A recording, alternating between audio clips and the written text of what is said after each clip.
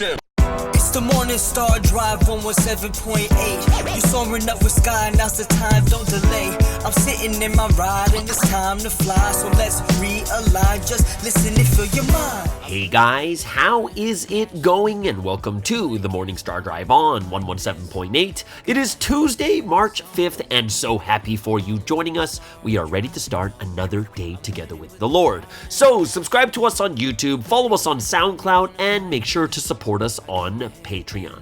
So today we have an exciting podcast for you. We have Provi in the media, the practical word study, and of course commentaries, updates, and news on what is happening around the world in this history today.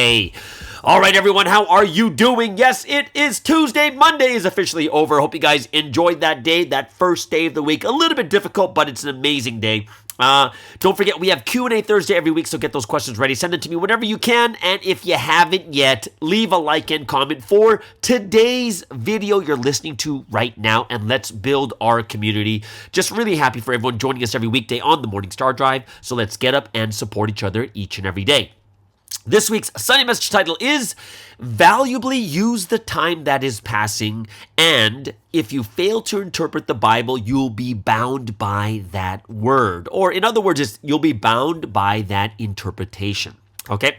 So, yeah, for me, I didn't really know how much my sleep time was off. My sleep time is super off. Like, even last night, I had insomnia. I couldn't get to bed till like 2:33 a.m., and it's mainly because I had this type of schedule for like a couple of weeks, and now I'm just trying to get myself back into a regular schedule again. Good thing is, I am not recording this podcast super late into the night. It's around lunchtime here. It's like 12:20 p.m. at the moment.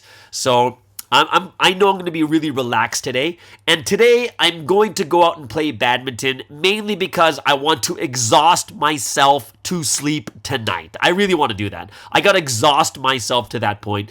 And, you know, because I'm so tired and stuff, like one of the biggest things that I'm struggling with at this moment is just my prayer. Like, you know, when you're really busy, late schedule, you don't sleep very early, and you're just exhausted in the mornings, right? I'm just exhausted. Like, you know, you get up and then you kind of stay in bed and you open your eyes, close your eyes, open your eyes, close your eyes, and you just kind of struggle there like, oh, I'm so tired. I got to get out of bed, right? But I do know, like this week's message says, you can't rest too much, because if you rest too much, you're going to become really lethargic, and I don't want that at all. But man, my prayer isn't surviving that much at the moment because I'm so tired. But, you know, reset the heart, reset the body, bring myself to a place where prayer once again becomes the main staple of my life, right? And especially now, you know, we have Sunseem's trial around the corner, and also we have the new Netflix lawsuit we just filed, and I'll go a little bit more deeper into it for Provi in the media, because there's not many articles going on. We just Sunseem's trial coming this week, but we do have this new Netflix lawsuit that's happening in America. Very, very interesting, and there's a lot of different things that we need to pray for this too. All right. Just a quick reminder, guys. In 1 week, it's Tuesday. It's the 5th right now, but on the 12th, which is next Tuesday, Espresso with Sky will be launching The Rebel Pastor, and we'll have our first live stream talking about John the Baptist, right? So, of course, like Sunseem said, don't give away the core, but more importantly, talk about the things that we should consider when, you know, I'll talk about the different things that kind of gives hints that something is wrong with John the Baptist kind of thing. So I hope you guys can bring your newcomers. It should be quite interesting for this too. Now, interesting thoughts. Okay, so this is something that I've heard recently, right?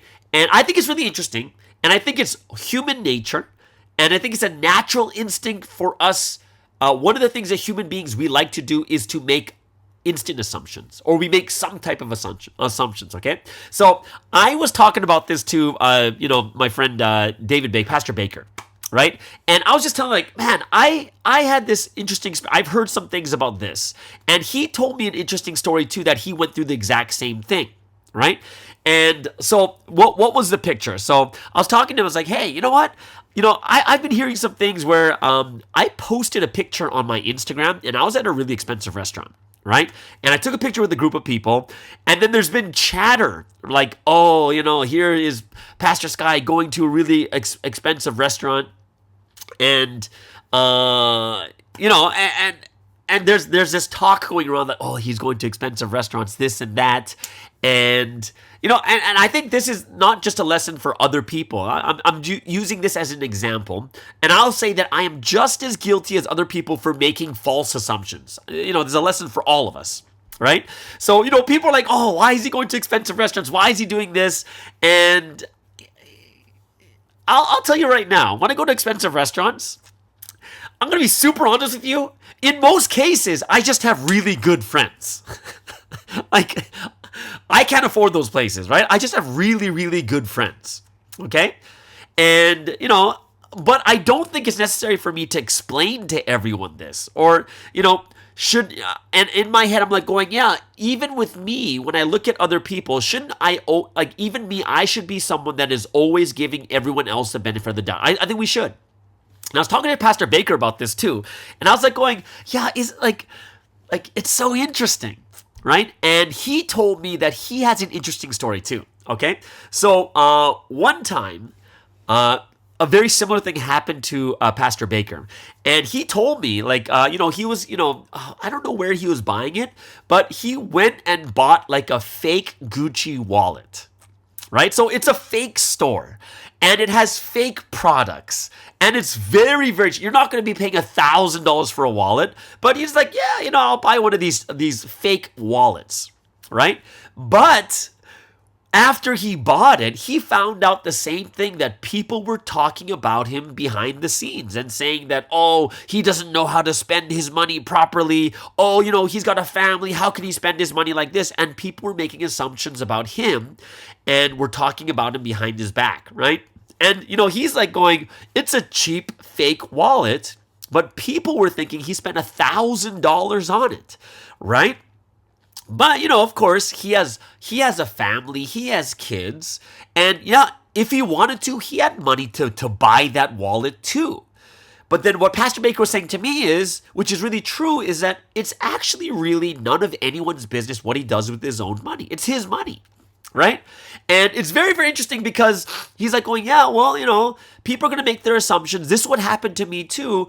But technically speaking, no one has to talk about it because no one knows the real situation. Like, no one knows it's a fake wallet. And people are just, they're assuming this is kind of what people really do. And I thought to myself yeah, that's so true.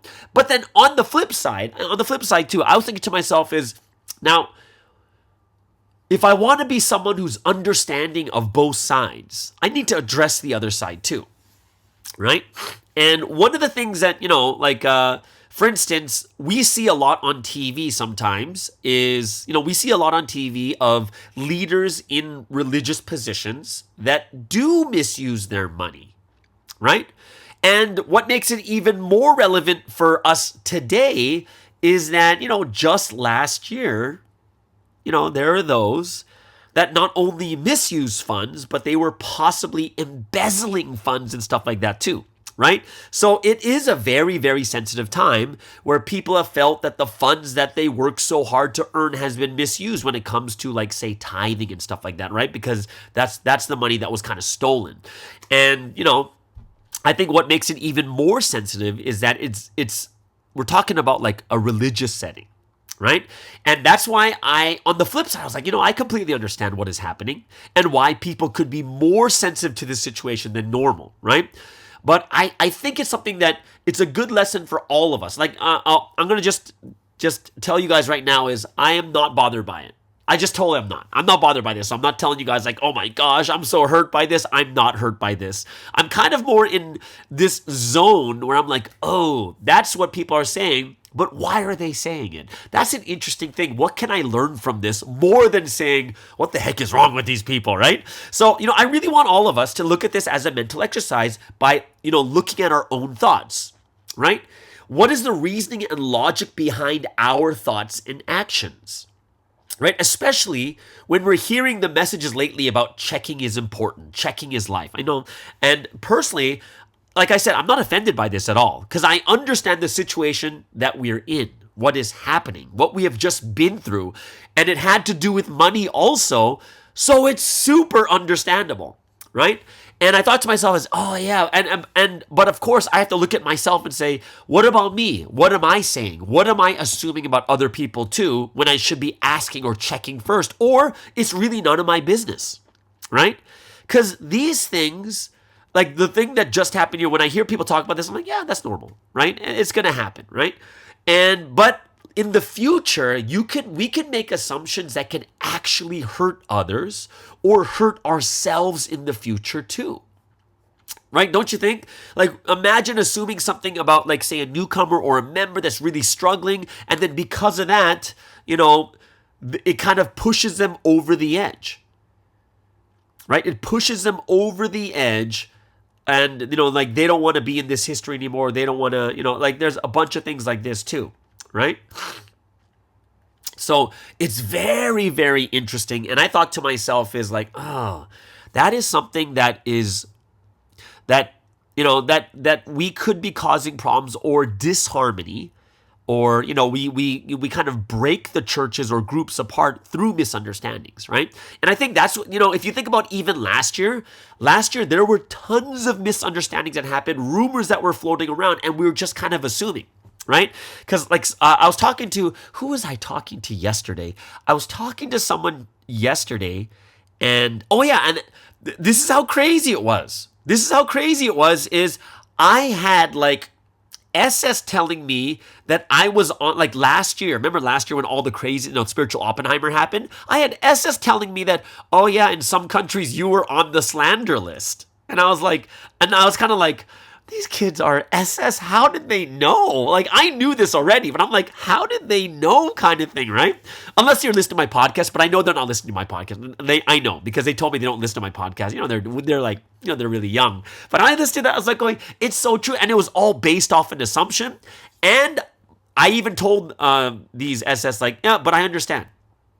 It totally makes sense.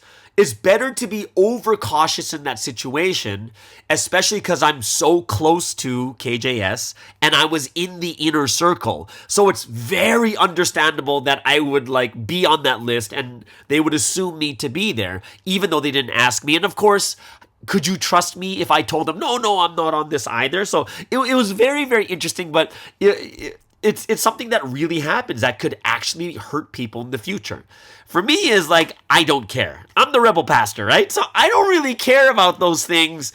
I find most of them funny. The only time I would really care if it really, really started to hurt people. That's when I would really care, right? Like, even I had a good friend in one of those countries, and I just told them straight out, like, hey, I heard him on the slander list over there. They're like, oh, really? I was like, yeah, I heard him on the slander list. Can you just double check and make sure that I'm not on that list? Because I'm totally not on that side, right? And they're like going, oh, okay, God. So it was something like, even me, once I hear it, I think another big responsibility we have is when we hear misunderstanding and we know the answer, we should go and clear it up.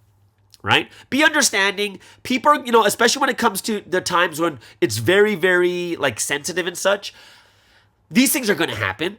But we also have to have the responsibility to, in a non-emotional way, be like, hey guys, I heard about this and I'm on the slander list here. So can you guys take me off that list, please? I really hope that you can take me off that list, because I'm totally not on that side. I don't know how I can prove myself. Listen to my podcast, because my podcasts are totally for Sunstream and everything else, right? So I think there's a double responsibility there. And I hope it's something that we can see it with the small things that we assume. We can kind of catch ourselves like, hey, if we're going to be assuming on these small things, how much more are we going to be assuming on the larger and the bigger things too? So that's something that I was thinking about also. And like I said, I'm not offended by this at all. And secondly, I'm not offended by it, but I think it's a good thing that all of us, together, we can all learn by. I have to learn by this too, because we all make the mistake of assuming things when they shouldn't be assumed, right? So that is something that did come up. I had a great conversation with Pastor Baker about that too. And I'm hoping that you guys, that we can learn from these situations and not be like, oh my gosh, I can't believe they said that about me. But in the end, we should be like, okay, so they said this. Look, I understand the situation right now in Providence. These things have happened over the last year, and people are going to be sensitive about this too. And, I would say one thing that people do have to I think one of the things that people do have to kind of understand is I am no longer in like a religious position. I think that's one thing that people forget. Like I am, I'm still Pastor Sky, everything else, but I'm no longer in like the religious position. I am not like a leader of, I'm not the head leader, assistant leader. I'm not in headquarters. I'm not IMD. I am actually outside the system. And I'm still a pastor. I understand this, right? But I think it would be very, very different though, if there was like a head leader that was posting the same as I was. I really do, right?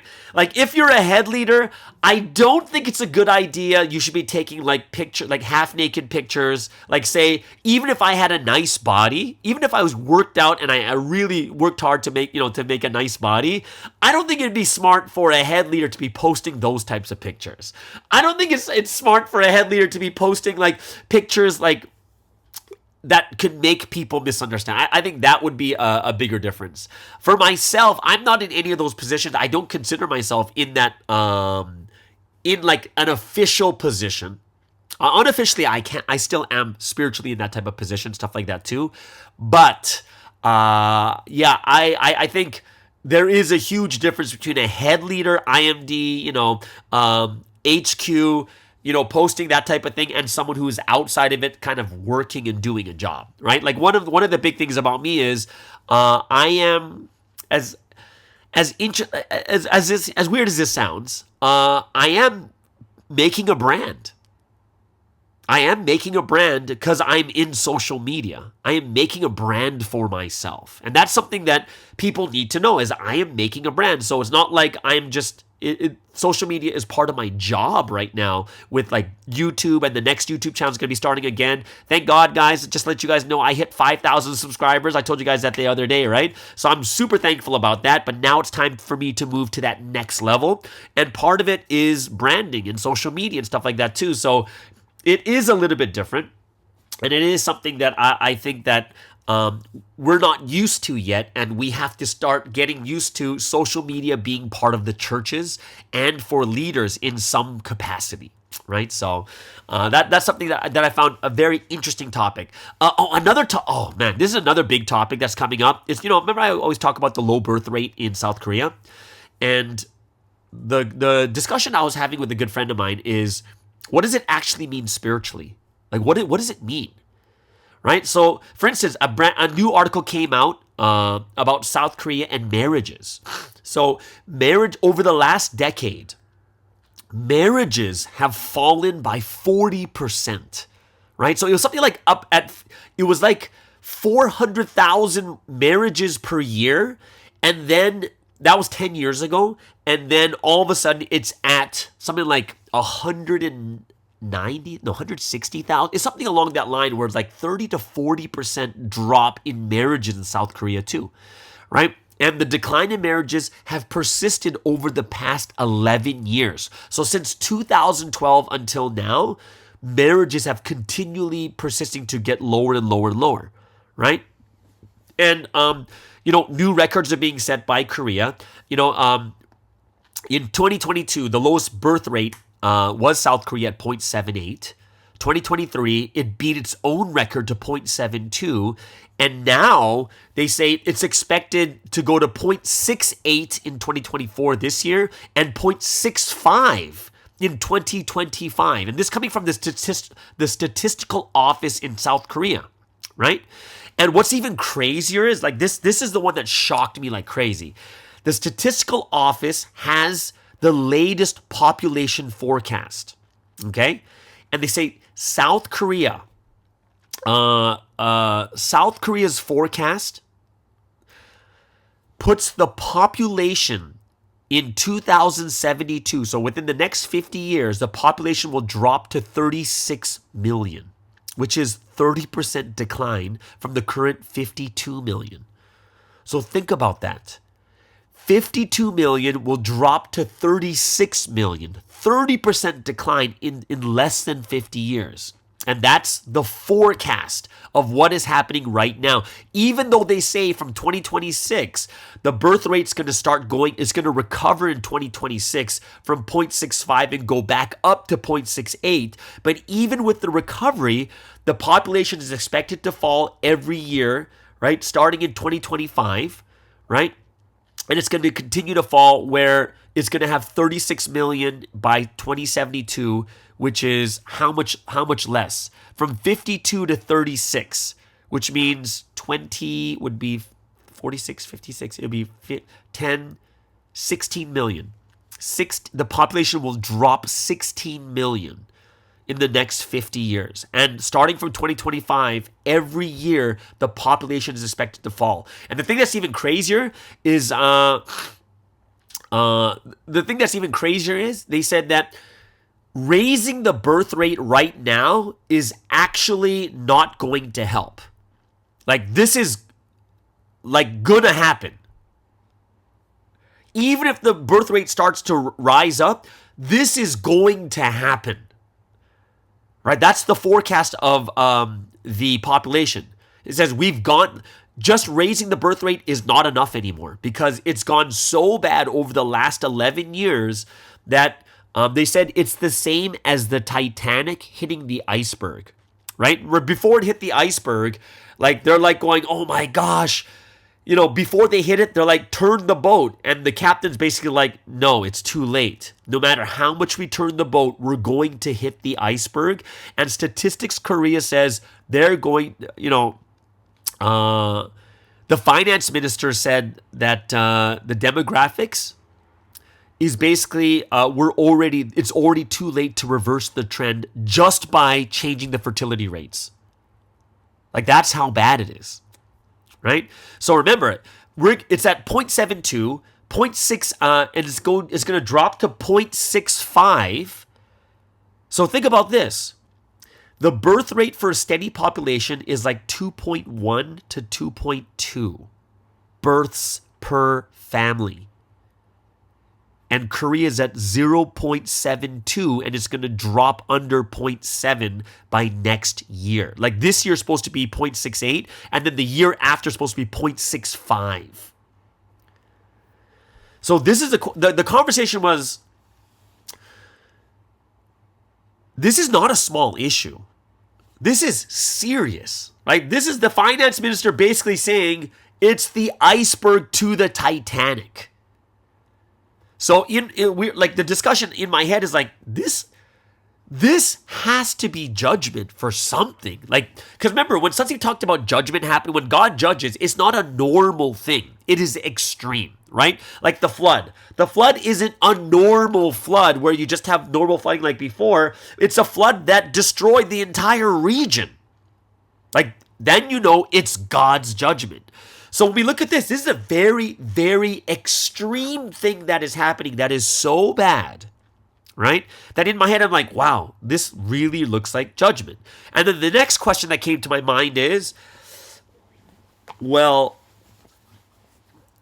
what are we being judged for? What is South Korea being judged for? Right? And, you know, we can look at a couple things like that are very, very serious. Obviously, the most obvious one is the judgment for Korea, the chosen nation, going against the man of mission. And this looks like a massive judgment to the country, right? So there's like that's kind of like one of the obvious ones I look at, right? The second thing I see is a judgment for providence. Because, you know, several things. Number one is we haven't evangelized. So there's one thing, is it kind of symbolizes no life, like in South Korea kind of thing. Or it could be for not testifying properly for this history. I'm not sure what it is. But it's something serious, and it's, you know, there's several things we look at. It could be judgment for Korea because of them going against the man of mission. It could be judgment for providence. It could be both. It could be something else. And another friend of mine said, yeah, it could be just a normal thing that is happening in society, and it's not a judgment. right? But for me, I'm just like, wow, this is like less than 50 years, 30% of the population is gone. Like, I think 52 million to 36 million, that's crazy, right? And I when you think about it, it's also, this is not also just a problem in South Korea. This is a problem in Providence. There aren't enough people to get married, right? This is not just a Providence problem. It is actually a world. We're facing the exact same problem, right? They say the top countries with the lowest fertility rates are like Hong Kong, Singapore, South Korea, and Taiwan, right? Like, these are like low fertility rates. And it's something where, like, of course, birth rate and fertility rates are a little bit different. But like, when you talk about fertility rate, Hong Kong, Singapore, South Korea, Taiwan are at the lowest, right? So when I was looking at this, I was like, wow, this is really serious. And I'm thinking to myself, is this is not normal. And this is something that we really have to think about carefully. Or else we're going to end up, being in a situation we're going to be like, oh, wow, like, this is so bad that 30% of the population will be gone in the next 50 years. And that's the projected forecast. And when you look at the spiritual problems going on around the world with the wars and all these different things, like, these are all signs that God are giving us, right? A war in the world is also symbolic of the war that is happening, the spiritual war that is happening within Providence and coming against Providence too, right? We see like natural disasters, but the birth rate's such a huge thing that for me, I'm looking at it like this is serious. Like, this is really serious. And there's only one thing that I think that could be good from it, but I think it's going to be very difficult also, is that let's just say that the birth rate keeps dropping like crazy. However, the birth rate in Providence keeps going up. Then we would be taking, like, the more and more births that we have, the more and more percentage of the population we would have. Do you know what I mean? Like, that's the only thing. But our issue is the same thing. Is like, even in Korea, there's not enough males, right? Not enough males, and we're not having enough babies. And that's kind of something that's very, very serious. So that is something that I was looking at. I was like, yeah, there is somewhat of a bright side towards this. And it could be a prophecy of this is how we get like 12% of the country in Providence. But it's something that I am not exactly sure how it's going to work and how God is going to, what God's involvement or what's the reason behind these things happening, right? So it is something serious that I was looking at like, ugh, like this is pretty bad, right? A poll, that's why this poll kind of has to do with it too. A poll just came up for this channel. And the new poll is, when do you think Providence will grow to 1 million members? Within the next 10 years, 20 years, 40 years, 60 years. And I also put not in our lifetime, right? So like before you die, is it going to hit 1 million members in Providence? And I think it's a very, very interesting question, just kind of get an idea of what we think and what is our outlook for the future and such for Providence too. So that is the poll right now. Kind of take a good look at it, pray about it, and see what God is saying to your heart and stuff like that too. Okay. Yeah. Oh, by the way, how'd you guys like Eddie's video yesterday? Like, it's great footage. What Sunseem did, his footsteps in Malaysia and stuff like that too. I'm sure it inspires a lot of you guys to come out and do that too, to come and visit also. All right. Either way. So, yeah, that's, yeah. What's today? Next, second segment today, we have a practical word study. So before we get into that, let's get into the first break of the day. We believe in the same God, but we are on different levels.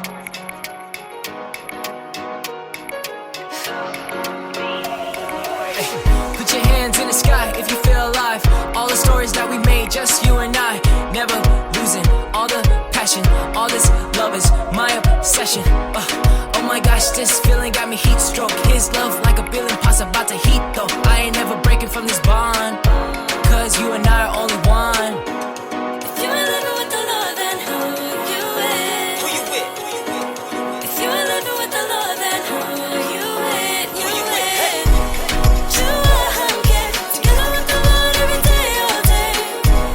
You are get together with the Lord all day, all day. You are get together with the Lord every day,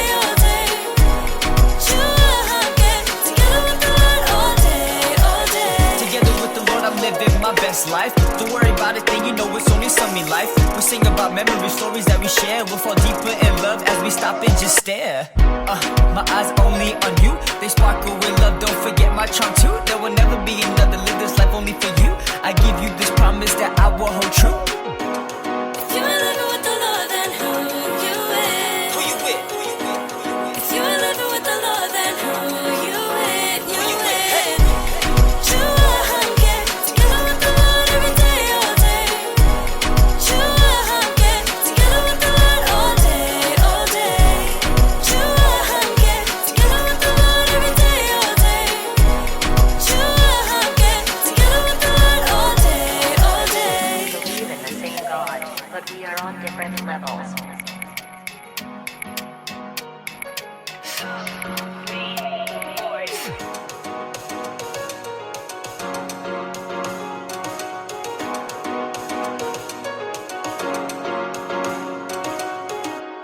All right, so let's get into today's practical word study, and I do this every single Tuesday. How can we put these words from this week into action? Okay, so I think one of the biggest things that I was thinking about was when Sunseem asked the question is, what is your biggest hope on the earth? Okay, so it's not just like saying biggest hope as in, I want to go to heaven, I want to be the lover of God, or whatever is like this type of thing. It's what is your greatest hope on the earth? And I thought this was a really interesting question because it really made me think, right? What is your true hope while on this earth, right? And I think that's something we need to look really deeply into, because we can say with our lips that, oh, I want to fulfill the will of God. I want history to be done in this, this, and this, but it might be so different from what we actually do, right? From our actions. You can see from our actions what our hope truly is. Right?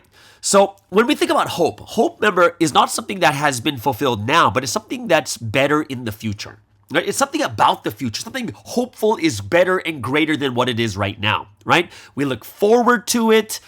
Just as people look forward to going to heaven, even on this earth, within the next 5 years, 10 years, we're looking forward to something, right? Now, the thing that we need to understand is there's going to be many different types of hopes that we have here on this earth, many different types. And I would say that we separate them into like primary and secondary, right? And they're all hopes and they're all fine. However, the primary hope is where our actions and like our hearts and our actions move towards the primary hope. Okay, so the primary hope is the core, the essence, what we truly, truly want, what we're aiming towards, what we're running towards. Okay, so we do need to ask ourselves, the question is, what is the main thing that you want right now? What's the main thing you're looking forward to? Okay, so, it could be about God's will. It could be about evangelism. It could be about the church. It could be about your department, your country, about Sunseem in the trial. There's a bunch of different things here, right? But that's a little bit too close.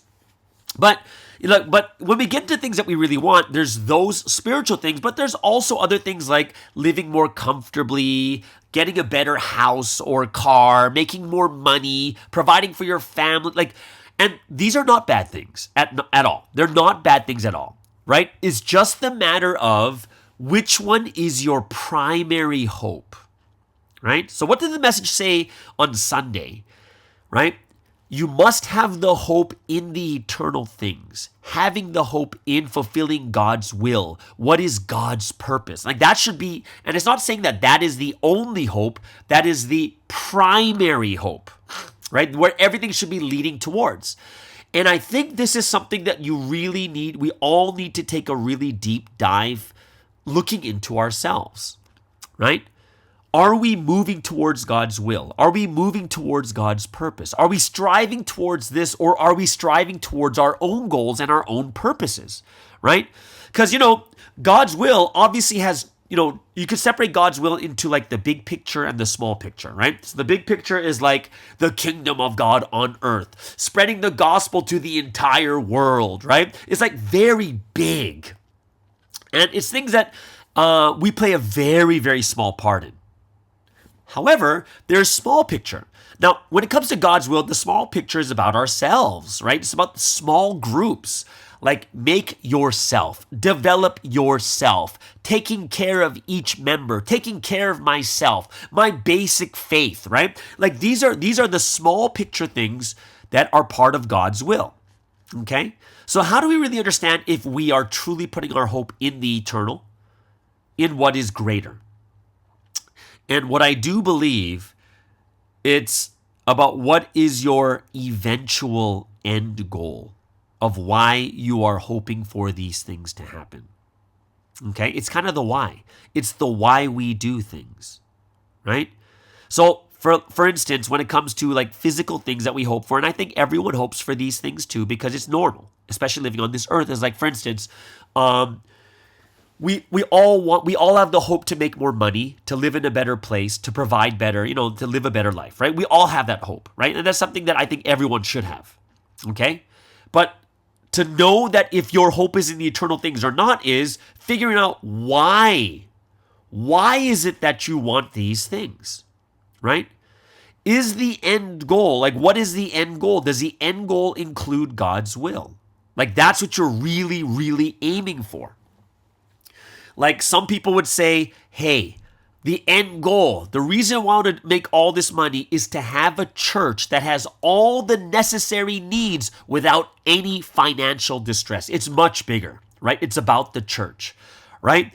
It's about why do I want to be that rich or that successful? Because I want to become a person that can testify through this success that with God's power, by putting God's word into action, that this can happen. I want to use it to testify, right?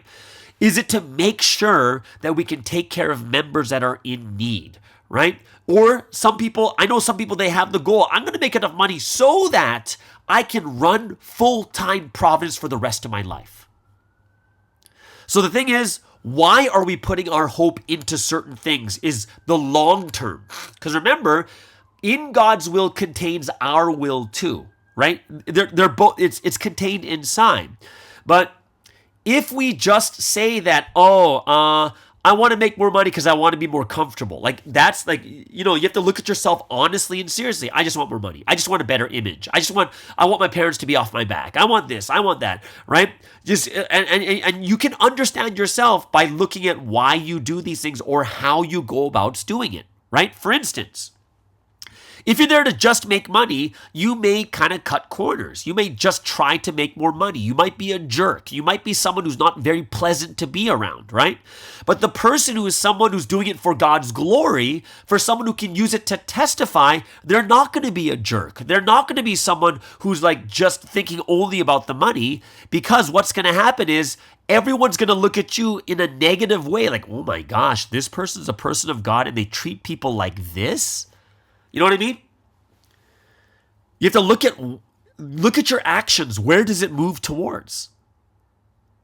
Or is, it's me first and then helping out Providence is a secondary thought. It's a byproduct. Like, of course, in the end, I will help Providence more too. Or is it, I'm here to help Providence? Right? What is the primary hope?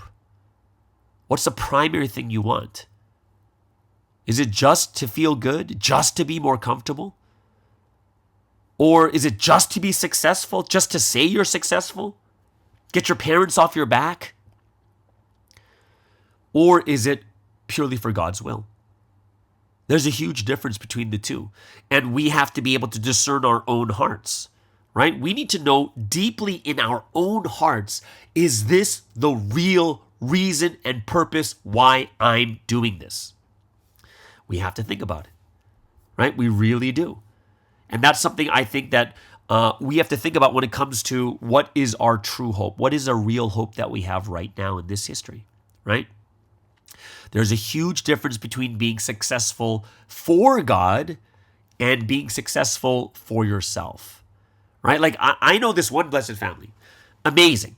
They have the thought that having children in Providence and raising their children well will change their country and change their history because they truly believe in the purpose of creation, that there's the three blessings, and if we can make a family heaven, then that final blessing of controlling the earth will be done through the next generation of children in Providence, right? That's powerful because they have the end goal in mind. What is the end goal, right? Why do we have that hope? Why are we, we have to know it from a long-term perspective and not just right now, I got to pay the rent, right? No, we got to look much further than that, and you got to look at yourself and discern, do I have the hope in the right thing? And that's why that was one of the questions from the Sunday message is, let me ask you a question. What's your hope in this earth, right? What is your hope? And that's something I really think we have to check ourselves in that area too, right? The second thing that I would say that would be a very practical thing to look at is that second point was when you fail to interpret the Bible, you are bound by your interpretation of it. And this is something I really think everyone has to do, right? Remember, failed interpretation. And this is why I have Question and Answer Thursday. I really think that everyone should. This is something I think everyone should do. Not asking questions for Q&A Thursday. It's finding and understanding the principles in the word that you need to start living by. Like you have to really understand these words. And I would say restart your journey into the 30 lessons. I know you've heard it many times, re-listen to the words, but in fact, I'm sure that most of you have not heard the word more than 9 times. And that's what Sunseem said. Everyone should hear the 30 lessons at least 9 times. Everyone should hear it at least 9 times. Look at yourselves, how many times you listen to it, and I would say most people have listened to it anywhere from 2 to 3 times. But what Sunseem said is 9 times. And then you'll be much, much more, you'll understand the word more deeply, and you'll be very clear with it too. Right? When I was thinking about this, one of the videos I just posted on Patreon is called the 6 core principles from the 30 lessons, right? These are 6 core principles that everyone should know. I thought I posted them, but I didn't. And interestingly, I only found part 2. I'm looking for part 1 right now, but I couldn't find that either. But guys, take a look at that. That is on Patreon. If you're on Patreon right now, 6 core principles. I have part 2, which goes over, it goes over the first 3 principles, and then it'll go deeply into the last 3 core principles also, right? So take a look at that on Patreon. I just posted it, so you guys will be able to take a look at that too, okay? You guys got to go over it at least 9 times, understand the words that deeply, and you have to know it off by heart. I would even say that as someone who's a lecturer, if you can't memorize at least the main scriptures, this week's message, whenever I see John 5, verse 24, 25, I'm like, oh, that's an easy one. That's a resurrection key point lecture, right? Bible verse, right? And even when Sunseem talks about verses in the Sunday message, it's already in my head. Oh, it's like, oh, yeah, that's Matthew chapter 6, verse 4 through 6.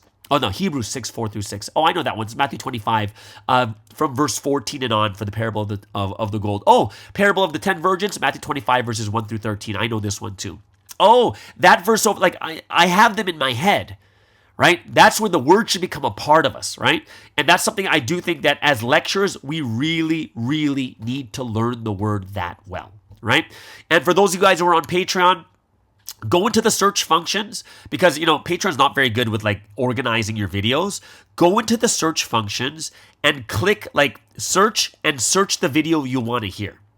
Right? The lesson, whether it's Sunstop, Peter the Fish, Salvation Lecture, Advent. If you want lecture training, search LT, and that's lecture training. You'll find all the lecture training videos coming out there too, right? So that is something I do definitely think that everyone's got to listen to it. Go to your churches, go and listen to those 30 lessons. If you need to listen to them and you want to listen to them and on your own time, go ahead, subscribe to Patreon. If you're already on it, go look at those Patreon videos and you can watch those 30 lessons on your own time.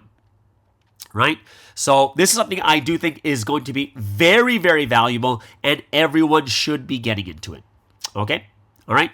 So there it is, guys. I hope it's something that that you guys will really, really be able to benefit from and will really, that we'll be able to put the words into our practical lives. All right?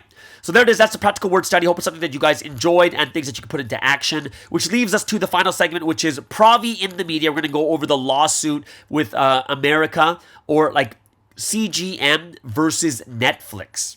It's going to be very interesting. A lot of different information that you guys need to know. I don't know everything yet, but we'll get the information out there. Then on top of that, we'll kind of look into the things that we need to pray for this lawsuit that was just filed last week. So Netflix has been served with the lawsuit. So we're going to see what happens from this point on. Okay, so there it is, guys. That is Practical Word Study. Let's get into the second break of the day.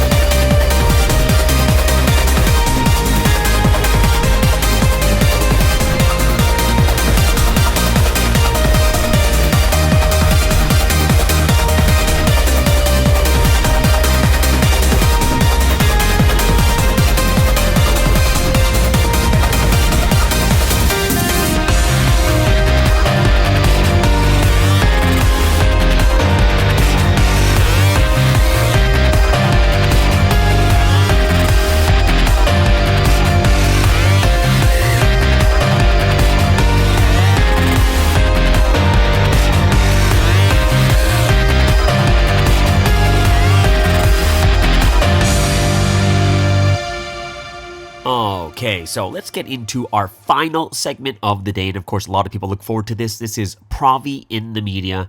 Now, one thing you guys need to know is we don't have any new articles.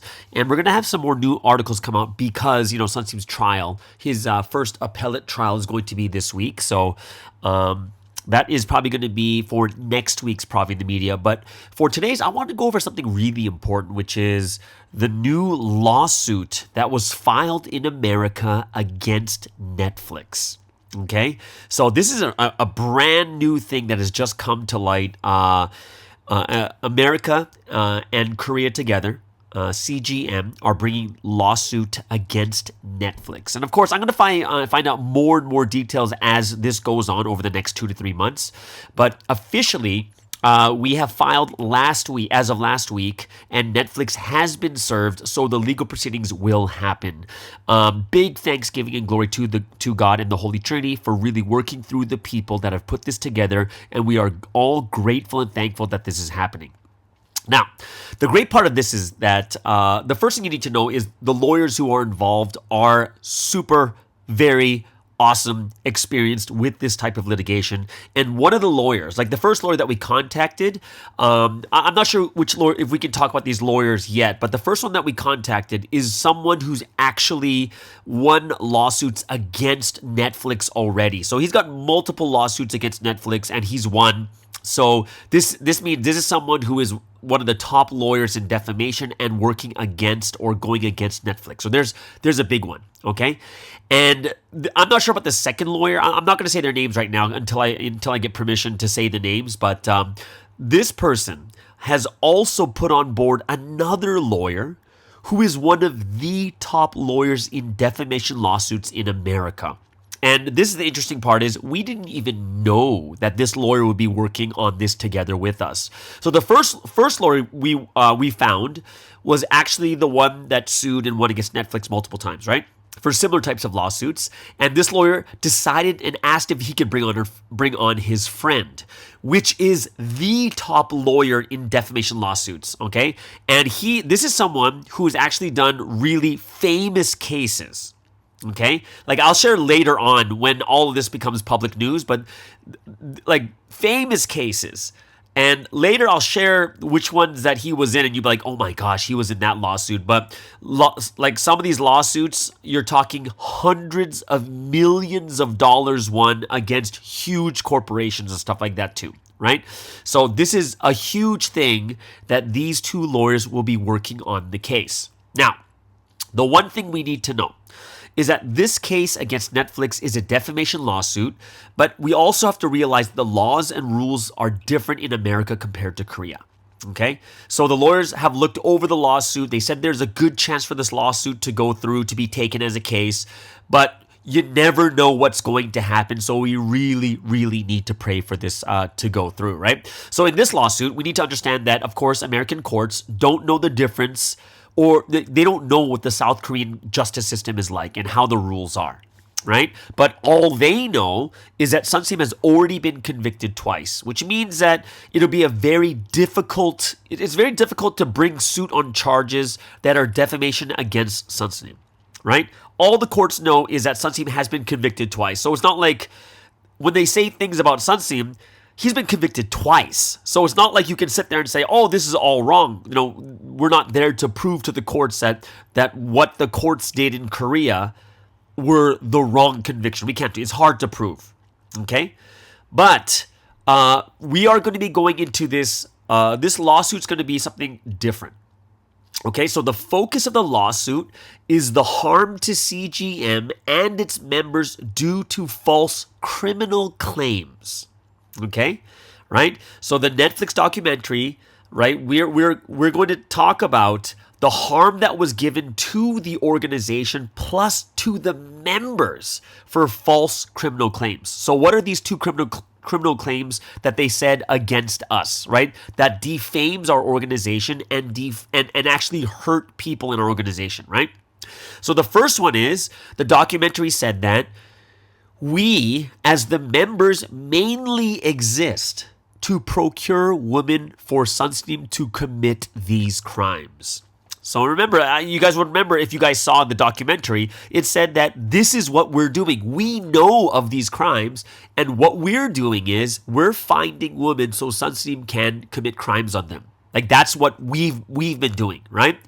So this is a huge harm to us because obviously it's a false statement for this. The second false statement is the documentary says that we as members, this entire organization, are violent and dangerous to those who want to leave or oppose us.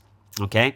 So I'm not sure about you guys here, but I don't think any one of us have been violent to people who have left Providence. I don't think any of us have been dangerous to those that have come against us. I actually think that we're the exact opposite of that, right? So these are the two huge criminal claims that the documentary has against us, right?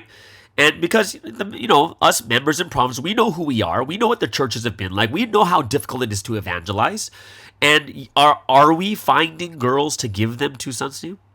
Right?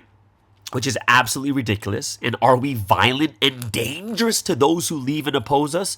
Absolutely not. Right?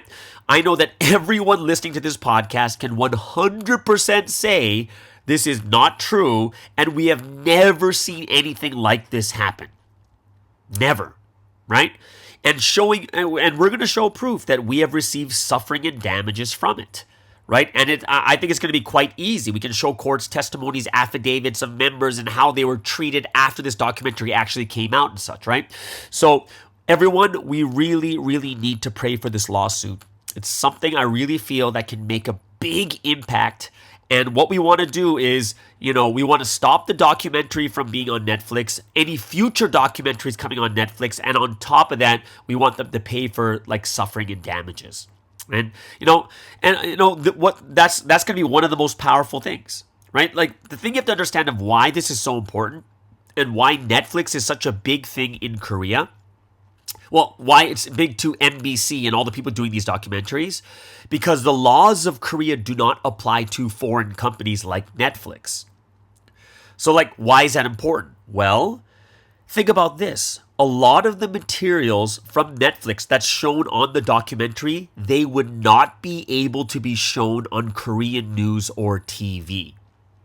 So the benefit that MBC and this director of this program, when they put it through Netflix, they can show things that they normally could not show in Korea because of the protections Korea has for its citizens. So if this lawsuit really does well, it will stop future documentaries, like the part 2 that they're making right now, right? And it's going to stop a lot of things, and they're going Netflix is going to pay if they lose, and Netflix obviously is going to be very upset because they're going to talk to NBC in Korea and say, how come you never said this? How come you did this? And they're going to, definitely have really bad relationships with them too, and hopefully makes them pay it instead, right? This is why we need to pray for the lawsuit. Pray that the judge sees that this is a real case, right? That it goes through, and we, remember, that's the first thing that has to happen is they'll look at all the evidence and such, right? And they're going to see if they want to take it on as a case. And it's going to be done in Delaware, right? And the reason why it's going to be done in Delaware, because it's going to be different. There's different rules and laws in every state, and Delaware is a good state to do it, right? So let's just really pray that we can hold the people accountable for what they've done against us. Hopefully Netflix will pay, and in turn go against NBC and no longer play anything else from them, and then make them pay instead. So let's pray for this case to be accepted in the Delaware courts. Pray that this case will be accepted in the next 2 to 3 months. And, I will keep you updated on this channel as much as possible. And you know what? Just as we are defending ourselves and attacking and doing these things, we also know that Satan will be doing the same. So let's pray and beat this together. By the way, you know what we found out? This is something that you might be really shocked by. But KDH has 9 convictions in Korea, right? Think about this. How could they use someone with 9 convictions? What kind of convictions were they? Defamation, slander, threats, pornography. He's got 9 convictions. And isn't it really weird how someone like that can be used as a source and portrayed as some righteous expert in the documentary against us when he has 9 convictions in the early 2000s? Right? He's the expert witness against us. It doesn't really make any sense. Like, if you think about it, the court system in America, they go straight into those 9 convictions, and this person would no longer be trusted, right? And this is all public info, and someone looked into it and found out that he has been convicted 9 times. So this is, I'm not saying anything, I'm not defaming him. This is actually real. Like, we have the court cases, the court numbers, the documents, so they're all notarized, and they're these are things that we know that are 100%. So when you guys realize this, we see that even now, this guy has 9 convictions in defamation, slander, threats, and pornography. Right? So when you think about this, we get to see who this person truly and really is. Also, everyone, let's pray for this lawsuit to go through, and hope that everyone will really, really be able to have that heart and that mind so that we can really do something for Sunseam at this time here too. Okay? So there it is, guys. That is the update on the lawsuit in America. Hope you guys really gained a lot of information, and it gives you more things to pray about too. Okay? So there it is. That is Provi in the Media. Hope you guys really enjoyed that. Have a wonderful and awesome Tuesday, guys, and we'll see you guys again tomorrow on the Morning Star Drive on 117.8.